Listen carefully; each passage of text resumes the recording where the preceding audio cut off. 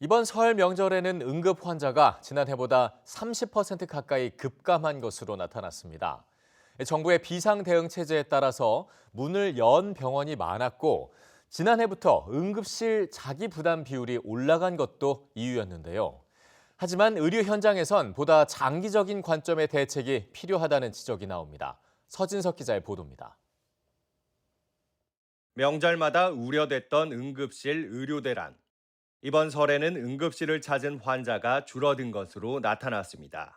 보건복지부는 이번 설 연휴 응급실에 방문한 환자는 하루 평균 26,240명으로 지난해 3만 6천여 명보다 29.1% 줄었다고 밝혔습니다.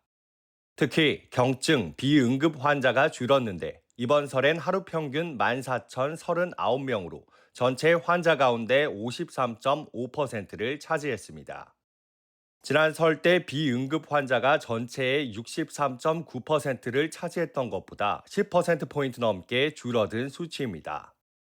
이 같은 현상은 연휴 기간 문을 연 동네 병의원 수가 늘어났기 때문이란 분석이 나옵니다.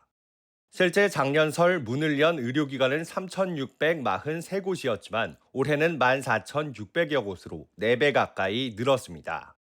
또 지난해 9월부터 경증 환자의 응급실 진료비 자기부담 비율이 90%로 올라간 것도 크다는 분석입니다.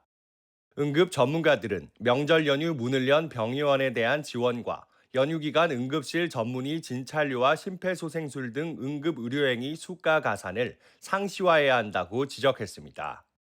1차, 2차 이제 의료기관에도 이제 보상해주면서 그 선생님들이 좀 더 진료를 좀 더 하셨지 않습니까? 그죠? 수가를 한시적으로 인상했지 않습니까? 이제는 이런 것들을 제도화하고 상시화해야 되지 않나. 각종 대책으로 명절 기간 의료 대란은 없었지만 여전히 전공의 공백은 크고 올 상반기에도 전공의 지원은 전국에서도 한 손가락에 꼽는 상황. 의료 공백을 메우고 장기적인 의료 개혁을 이어가려면 멈춰있는 의정 대화부터 재개해야 한다는 지적입니다. EBS 뉴스 서진석입니다.